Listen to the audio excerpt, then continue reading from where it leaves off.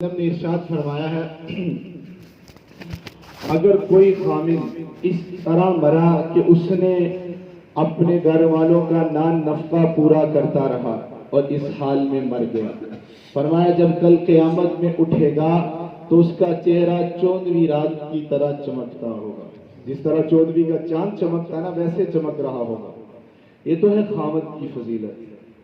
بیوی کے بارے میں سنیں، فرمایا کہ جو عورت اس حال میں مری کہ اس کا خامد اس سے خوش تھا سیدھی جنت میں جائے گی، یعنی کہ میاں بیوی کے ایک دوسرے کو خوش رکھنے پر اللہ نے جنت رکھی ہے۔ میاں بیوی ایک دوسرے کو خوش رکھیں، جنت واجب ہے۔ تو خوش رکھنے کے کیا طریقے ہیں؟ کچھ تو کرتے ہوں گے عمل، کچھ کا پتہ نہیں ہوگا۔ میں نے تقریباً 34 طریقے اکٹھے کیے ہیں، 5 پر بھی عمل ہو گئے تو انشاءاللہ کام چل جائے گا۔ تو 34 طریقے ہیں، جلدی جلدی انشاءاللہ اللہ کی مدد سے بیان کر دیتے ہیں، اور عمل کی نیت سے سنیں، انشاءاللہ عمل ضرور کریں۔ ایک اہم بات یہ ہے، یہ طریقے صرف جوانوں کے لیے یا جن کی نئی شادی ان کے لیے نہیں ہے، یہ بوڑھوں کے لیے زیادہ ہیں۔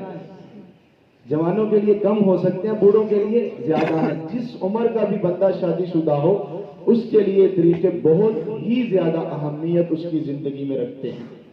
باقی جو جس کی بیوی مر گئی ہے، مولوی مصعب صاحب کے لیے یہ طریقے نہیں ہیں، تو وہ جا سکتے ہیں۔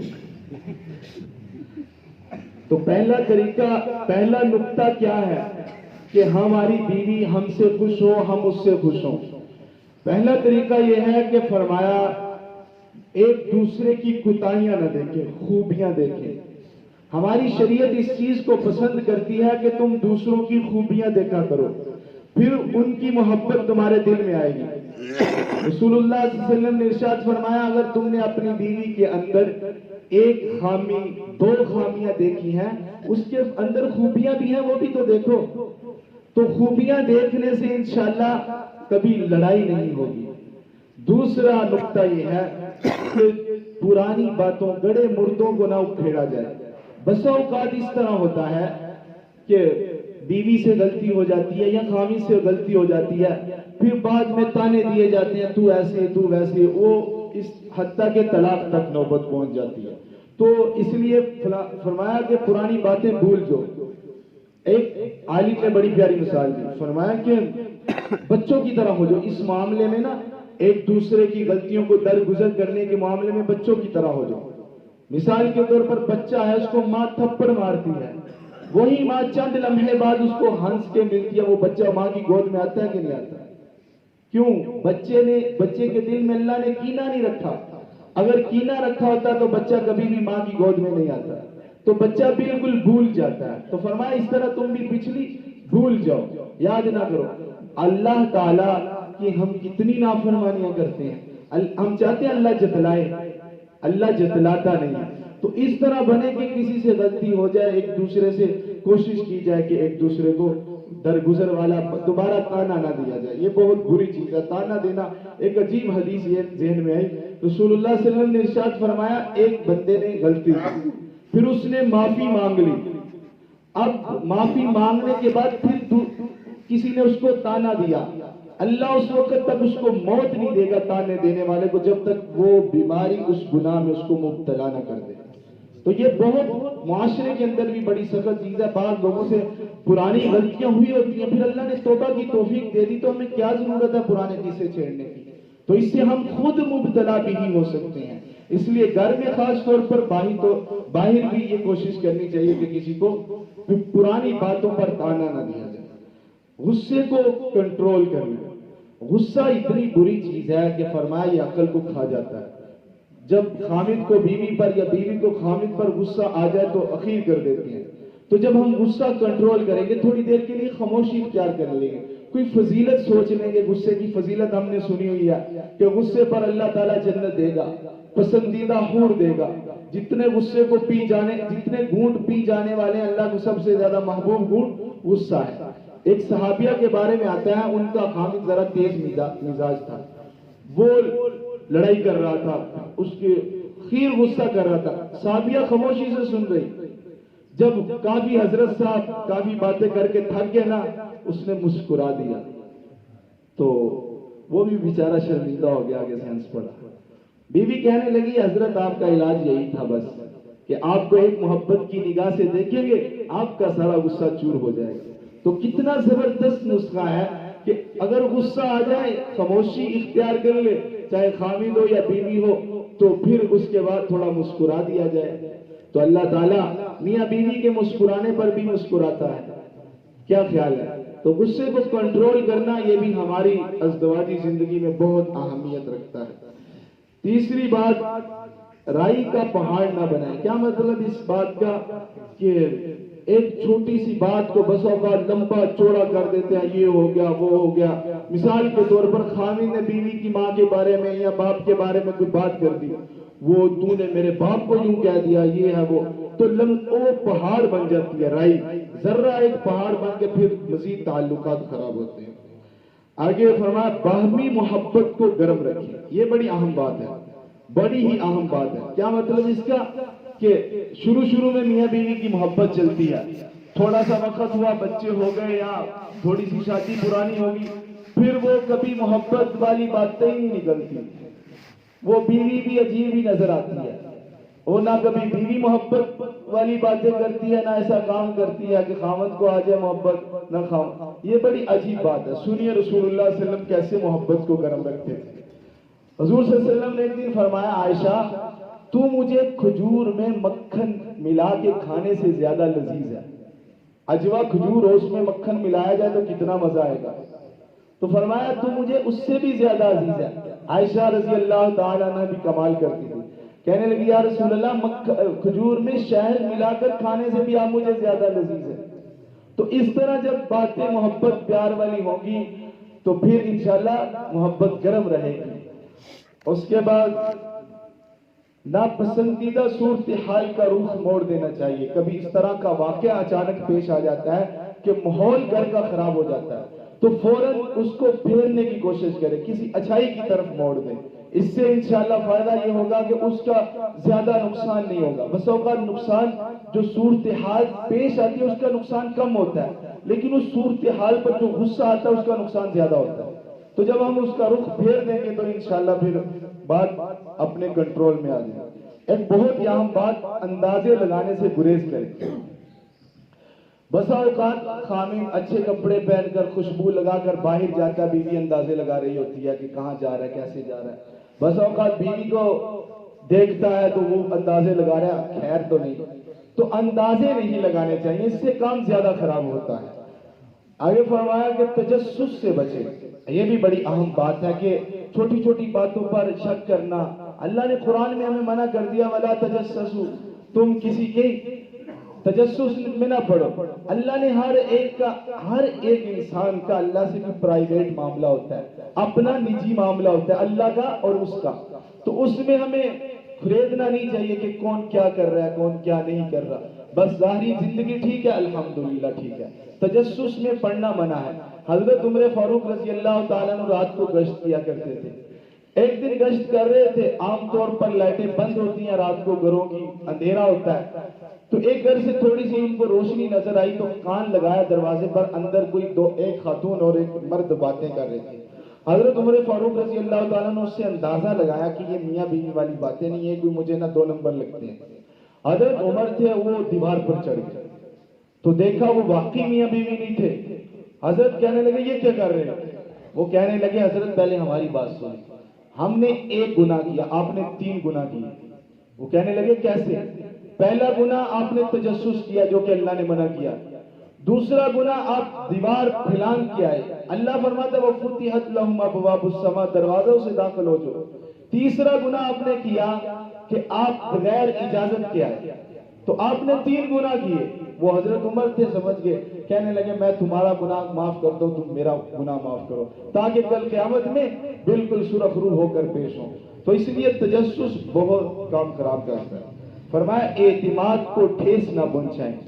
बस औकात बीवी खामद पर इतना एतमाद करती है, खामद बीवी पर एतमाद करता है, वो एक दूसरे को हसीयत ना देने की वजह से एक दूसरे को ऐसी बातें कर देते हैं जिससे एतमाद सारा खत्म हो जाता है। एक दूसरे पर एतमाद रखना चाहिए, एक दूसरे की गलतियों को माफ करना सीखें। ये बड़ी अहम बात है कि एक दूसरे से गलती हो जाए फौरन माफ कर दें, फौरन। فرمایا کہ کسی کی غلطی معاف کرنے پر اللہ تمہاری غلطی معاف کر دے گا۔ لوگوں کے سامنے ایک دوسرے کو نیچا مت دکھائیں۔ بسا اوقات میاں بیوی میں یہ بات ہوتی ہے کہ جب سارے فیملی والے یا کوئی اور بیٹھا ہوا ہے، ایک دوسرے کو اس طرح نیچا دکھاتی ہیں، مذاق کرتے ہیں کہ میں بڑا ہوشیار ہوں، یہ ویسے ہی ہے، یا وہ مذاق کرتی ہے، تو اس سے ایک دوسرے کی قدر کم ہوتی ہے۔ آپس کی نظروں میں بھی، آپس کے پرائیویٹ معاملات بھی دوسروں کے سامنے شیئر نہیں کرنے چاہیے، لعنت آئی ہے حدیث کے اندر۔ فرمایا کسی تیسرے کی وجہ سے اپنا تعلق مت خراب کریں۔ ہمارے معاشرے کا اہم مسئلہ یہی ہے کہ ہم تیسرے کی وجہ سے آج تعلق خراب کر رہے ہیں۔ ماں بیٹی سے کیا کہتی ہے؟ یہ اہم بات ہے، یہ آپ نے بتانی ہے۔ ماں بیٹی سے کیا کہتی ہے کہ بیٹی اپنے خاوند کو قابو میں کر لینا۔ یہ نہیں کہتی بیٹی اپنے خاوند کا دل خوش رکھنا۔ کیا کہتی ہے؟ بیٹی اپنے خاوند کو قابو میں رکھو، بس کچھ نہیں ہوتا، میں نے دیکھ تیرے ابا کو کیسے قابو میں رکھا ہوا ہے۔ تو اس لیے یہ تیسرا جو زندگی میں آ رہا ہے نا، یہ کام زیادہ خراب کر رہا ہے۔ تو کسی تیسرے کی وجہ سے اپنا تعلق نہ خراب کریں۔ ماں کو چاہیے بیٹی کو سمجھائے کہ بیٹی تیرے خاوند کے تجھ پر حقوق ہیں، تو اس کا دل خوش کرنے کی سوچنا، تجھے سب کچھ ملے گا، اللہ تیرے لیے سارے راستے کھولے گا۔ جب ماں کہے گی یہ کر وہ کر، کبھی اس طرح ہوتا ہے بہن کو بتاتی ہے، بہن وہ کہتی ہے کہ تو چھوڑ دے اپنے خاوند کو، یہ تو ہے ہی ایسا، یہ ہے وہ ہے۔ تو اس طرح تیسرا جب بیچ میں آتا ہے نا، یہ کام خراب ہوتا ہے۔ کبھی کسی خاوند کو کوئی زلیخا تنگ کر رہی ہوتی ہے تو وہ بھی آ کر ان دونوں کا تعلق خراب کرا رہی ہے۔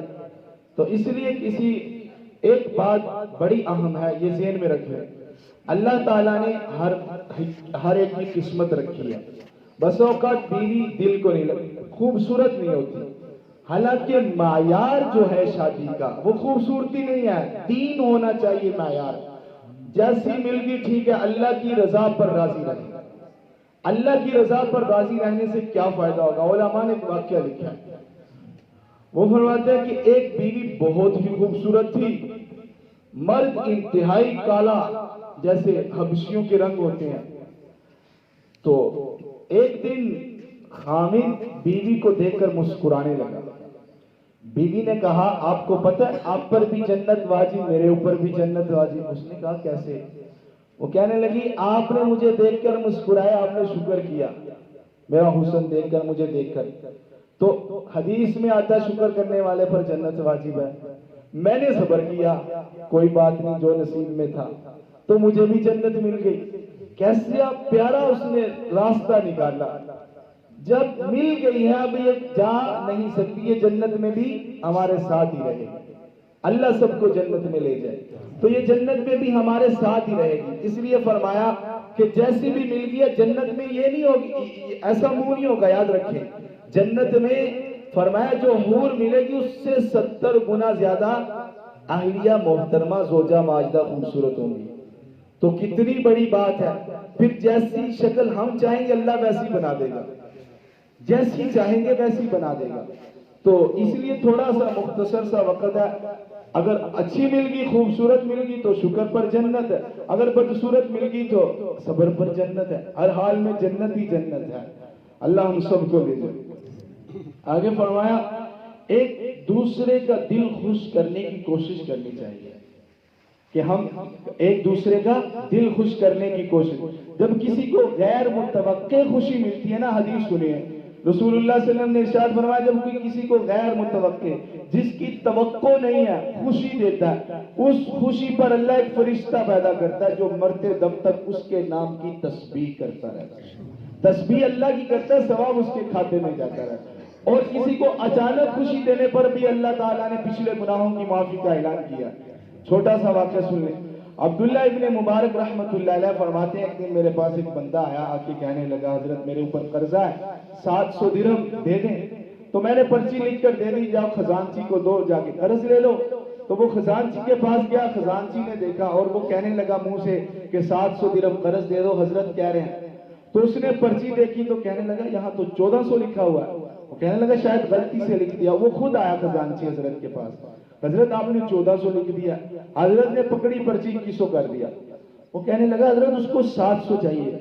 تو حضرت نے فرمایا مجھے پتہ ہے اس کو 700 چاہیے، لیکن جب میں اس کو 1400 دیتا تو اس کو اچانک خوشی ملتی، جو ضرور ملتی. فرمایا میں نے رسول اللہ صلی اللہ علیہ وسلم کا فرمان پڑھا ہے جو کسی کو اچانک خوشی دیتا ہے اس کے پچھلے گناہ معاف کر دیے جاتے ہیں. اب اس کو 1400 کا پتہ چل چکا ہے, اب 2100 اس لیے لکھ رہا ہوں تاکہ پھر اچانک خوشی ملے تو میرے گناہ معاف ہو جائیں. تو اس لیے ایک دوسرے کو خوش کرنے پر کتنا بڑا انعام ہے. تو غیر متوقع خوشی کیا دیں؟ کبھی باہر گھر سے کوئی اور کام لینے, شیمپو لینے کے پھل لے آئے تو غیر متوقع خوشی ہے نا, تو اس لیے ایسی خوشی دیتے رہنا چاہیے.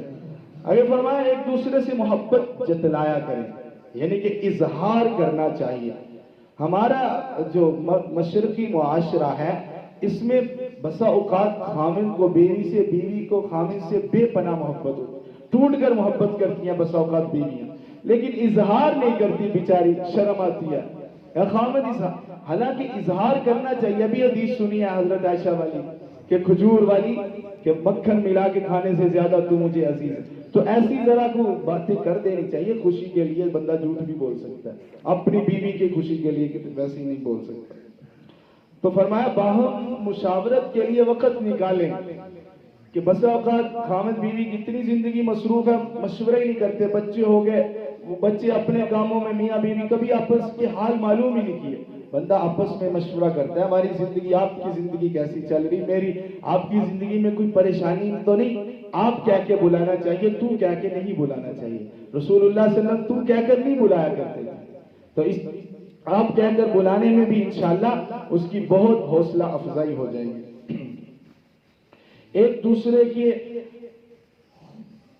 دوسرے کی دل آزاری سے بچنا چاہیے کہ کوئی ایسی بات نہیں کرنی چاہیے کہ بندے کو اس کا مزاج معلوم ہونا چاہیے جس سے دل آزاری ہو. ایک دوسرے کو تحفظ کا احساس دلائیں, یہ بہت ہی اہم بات ہے. کیسے؟ بسا اوقات خاوند بیوی سے اس طرح کا رویہ یا بیوی خاوند سے اس طرح کا رویہ پیش کرتی ہے کہ بیوی سمجھتی ہے جیسے خاوند میرے ساتھ زندگی نہیں گزارے گا, میرے ساتھ زندگی نہیں گزارے گا, مجھے چھوڑ دے گا, یا خاوند سمجھتا ہے کہ یہ مجھے چھوڑ دے گی. ایسا یہ بات کرنی چاہیے کہ مجھے احساس ہے کہ میں تیرے ساتھ ہی زندگی گزاروں گا, آپ میری ہی ہو. ایسی باتیں کرنے سے احساس تحفظ ہوگا کہ پتہ چلے گا کہ میں الحمدللہ باحفاظت ہوں, میں اسی مرد قلندر کے ساتھ جیوں گی اور مروں گی. آگے فرمایا کہ ایک دوسرے کے اچھے کام کی تعریف کریں, یہ بھی بہت ضروری ہے جو کہ ہم نہیں کرتے. مثال کے طور پر خاوند کے 10 دوست آگے, بیوی کو کہا کہ آپ کھانا بنا دیں. اب اس نے کھانا بنا دیا, اب سارے مہمان ساری پلیٹیں صاف کر کے, خاوند نے یہ نہیں سوچا کہ اس نے گرمی میں اتنی مشکل سے کھانا بنایا, میں ذرا کہہ دوں بہت اچھا تھا, اتنے میں اس کی ساری تھکان دور ہو جائے گی. ہمارے حضرت کے پاس ایک بندہ آیا, آ کے کہنے لگا کہ نئی نوجوان تھا, شادی ہوئی, کہ میری یہ پتہ نہیں عورتیں کیسی ہوتی ہیں, یہ ہے وہ ہے, یہ ان کو تو یہ کر دینا چاہیے. اصل میں وہ چاہ رہا تھا مجھے کسی طریقے اجازت ملے کہ میں اپنی بیوی کو مار سکوں یا اس کو ڈانٹ سکوں. تو حضرت نے فرمایا بات سن, تیری ساری باتیں نہیں مانتی ہے, کچھ مانتی ہے. کہتا نہیں کچھ مانتی ہے. اچھا وہ کسی اللہ والے کی یا کسی نیک کی صحبت میں رہی ہے؟ جی نہیں. آپ رہے ہو؟ رہا ہوں. تو پھر آپ نماز کی پابندی کرتے ہو, وہ نہیں کرتی. آپ نے کبھی یہ کام کیا کہ آپ نے کبھی اپنی بیوی کے منہ میں لقمہ ڈالا ہو؟ کہتا نہیں حضرت یہ کیا بات ہے. فرمایا یہ سنت ہے رسول اللہ صلی اللہ علیہ وسلم کی منہ میں لقمہ ڈالنا. آج مٹھائی کا ڈبہ لے کر جاؤ, دیکھنا تیری ساری باتیں مانیں گی. اچھا وہ لے گیا, دوسرے دن بڑا خوش, جی کیا بنا؟ وہ کہنے لگا حضرت میں نے دسترخوان پہ بیٹھے میں نے گلاب جامن اس کے منہ میں ڈال دیا. وہ پہلے تو منہ کھلا رہ گیا کہ یہ کیا. میں نے کہا آپ, وہ پکڑنے لگی ہاتھ سے, میں نے کہا نہیں میں خود کھلاؤں گا. اس نے کہا یہ کیوں کیا تو نے؟ وہ کہنے لگا یہ مسنون عمل ہے, سنت عمل ہے. تو اچھا مسنون عمل کیا ہوتا ہے مجھے بھی بتلاؤ. اس طرح وہ نماز کی بھی پابند بنی, پردے کی بھی پابند بنی, کیونکہ نیکی کو کھینچتی ہے, گناہ کو کھینچتا ہے. اس طرح نیکی کو کھینچتی ہے. جب ہم ایک نیکی کریں گے تو انشاءاللہ وہ دوسری نیکی کو ضرور کھینچے گی. تو تربیت کا نیکی کے راستے کی طرف لانے کا ایک بہت طریقہ ہوتا ہے. تو اس طریقے کے مطابق کریں گے تو انشاءاللہ اللہ تعالیٰ سے آگے فرمایا ایک دوسرے کے والدین کا احترام کریں. دیکھیں بیوی کو سب سے زیادہ غصہ تب آتا ہے جب اس کے والدین کے خلاف بات کی جاتی ہے، کیونکہ اس کے والدین نے اس کو اس قابل بنایا کہ وہ آپ کی بیوی بنی. اور خامد تو چھوڑ بھی دیتا ہے نا، والدین تو چھوڑتے بھی نہیں. یہ بھی ایک اس کے دماغ میں بات ہوتی ہے کہ آج کل میرے خامد سے لڑائی ہو رہی ہے تو چھوڑ دے گا، میرے والدین تو نہیں مجھے چھوڑیں گے، میں تو واپس اپنے گھر آؤں گی. تو اس لیے والدین کے خلاف سننا وہ بات کسی صورت قبول نہیں کرتی. تو فرمایا اس طرح نہ کرو. اگر آپ کو اس کے والدین پر غصہ بھی ہے، یہ سوچ لو انہوں نے اپنے جگر کا ٹکڑا مجھے پیش کر دیا، اس سے بڑی کیا چیز ہو سکتی ہے؟ اپنی عزت مجھے دے دی ہے، کتنے احترام کے ساتھ جب میں جاتا ہوں تو کتنی میری عزت کرتے ہیں. تو اس لیے بندہ جب یہ سوچے گا تو پھر اس کے والدین کے اور بیوی کو بھی چاہیے کہ اپنے جو ساس سسر ہیں ان کے خلاف باتیں نہ کریں. اس کی ایک بہترین صورت یہ ہے کہ جب بھی کوئی ایسا معاملہ پیش آئے تو بندہ غیر جانبدار ہو جائے. کیا مطلب؟ کہ بیوی ماں کے خلاف اکسا رہی ہے، وہ کہے ٹھیک ہے انشاءاللہ اب فکر نہ کریں، میں والدہ کو تھوڑا سمجھاتا ہوں، ذرا بزرگ ہے آپ تھوڑا سا صبر کر لیا کریں. اسی طرح ماں بیوی کے خلاف گئے تو بیٹا کہہ دے امی جی میں بھی انشاءاللہ سمجھاؤں گا، آپ پریشان نہ ہو. تو کس طرح معاملہ حل ہو جائے کہ ماں بھی سمجھ جائے میرا بیٹا میرے ساتھ ہے، بیوی بھی سمجھ جائے، پھر الگ میں اکیلے میں سمجھا دے، اس سے سارا معاملہ بھی حل ہو جائے. باہم چیخو پکار سے گریز کرنا چاہیے. چھوٹی چھوٹی بات پر اتنا شور باز میاں بیوی ایسے ہوتے ہیں جب بھی لڑتے ہیں سارا محلہ اکٹھا ہو جاتا ہے، پتہ نہیں کیا معاملہ ہے. تو یہ تو ایک دوسرے کے گھر کی عزت ہے، خیال کرنا چاہیے. فرمایا ناراض ہونے کی حالت میں مت سوئیں.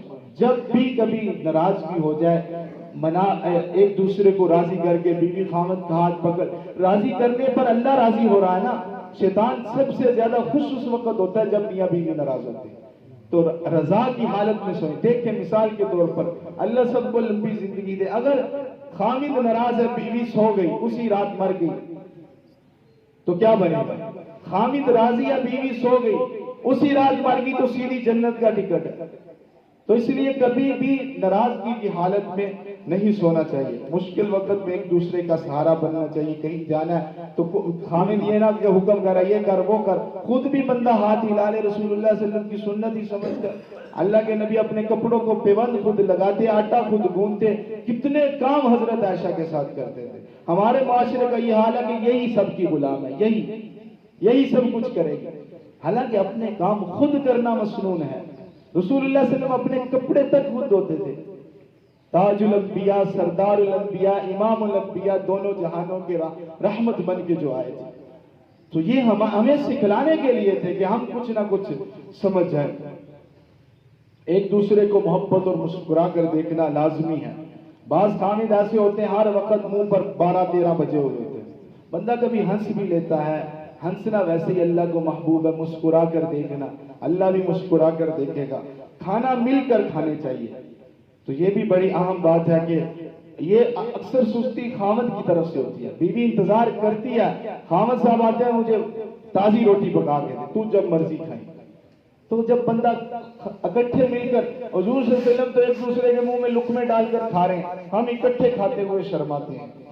ایک دوسرے کو تحفہ دینا چاہیے، یہ بہت کمال کی بات. فرمایا تہاتو تہابو، ایک دوسرے کو ہدیہ دو، اس سے محبت بڑھے گی. یہ ویسے بھی دینا چاہیے چاہے مختصر کیوں نہ ہو.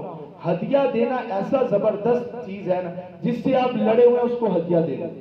جو گھر میں سب سے زیادہ چودھری بننے کی کوشش، شیطانی کرنے کی کوشش کرتا ہے، اس کی جیب میں 50 روپے ڈالے، دیکھیں کیسے سیدھا ہوتا ہے. یہ چند مرتبہ کر کے دیکھیں انشاءاللہ. تو اسی طرح میاں بیوی ایک دوسرے کو محبت نہیں، ہدیہ نہیں دیتے کہ آپس کا ہی مال ہے، دینا چاہیے. اس کی کچھ ذاتی، ویسے بھی اس سے محبت بڑھے گی.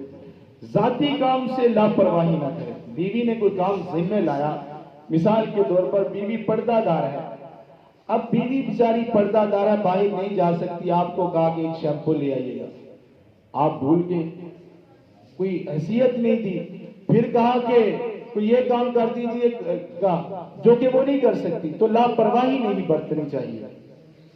یہ ذرا دل پر ہاتھ رکھ کے بات سنیے گا. وقتاً فوقتاً تفریح کے لیے وقت نکالیں، بازار میں جانے کے لیے نہیں. کسی ایسی جگہ گھر میں گھٹن ہو رہی ہے ہر وقت رہ رہا ہے، کسی ایسی جگہ لے جائیں باغ کے اندر جہاں پر سمجھے کہ پڑتا ہے. دیکھیں رسول اللہ صلی اللہ علیہ وسلم لے کے گئے ہیں، یوں نہیں میں بات کر رہا، بلکہ علماء کہتے ہیں کہ لے کے جانا چاہیے. اگر آپ کہیں نہیں لے کر جا سکتے تو یوں کہہ دیں، کبھی کبھی دعوت کر دیا کریں. بیوی کو کہیں آج میں آپ کی دعوت کروں گا، آپ کے لیے آج یہ چیز پکانی ہے. پکانی اسی نے، دیکھے پھر کیسے اچھل اچھل کے پکاتی ہے. بس آپ دعوت کا نام دے دیں، کھانا تو پکنا ہی ہے، ذرا تھوڑے سے الفاظ تبدیل ہو جائیں تو اس میں 4 چاند لگ جائیں گے. جب دور ہو تو فون پر ضرور رابطہ رکھنا چاہیے. شوہر بیوی کو ذاتی خرچہ ضرور دے، پھر دے کر پوچھے نا کہ کہاں لگائے ہیں. بعض ایسے قسم کے وہ شوہر ہوتے ہیں کنجوس قسم کے، 500 دے کر پورا مہینہ پوچھتے ہیں 100 کہاں لگایا، 50 کہاں لگایا. بھائی دے دیا تو جب اس کی ذاتی معاملہ چھوڑ دیں، اس نے شاید کسی غریب کو دینے ہو، شاید کسی کو صدقہ کرنا ہو جو آپ کو نہیں بتانا چاہ رہے. جب دے دیے آپ بھول جائیں، اب یہ نہ سمجھے میرے ہیں. ہم کرتے یہ ہیں کہ دے کے سمجھتے رہتے ہیں میرے ہی ہیں، ختم ہو گئے تو لے لیں گے. وہ بھی بیچاری اسی ٹینشن میں نہیں لگاتے کہ خامند کی ہیں. یہ بھی بڑی زبردست بات ہے جو کہ ہم اس کے اندر کافی پیچھے رہتے ہیں. ایک دوسرے کے لیے صاف ستھرا بن کے رہیں. ہم صاف ستھرا بن کے نہیں رہتے.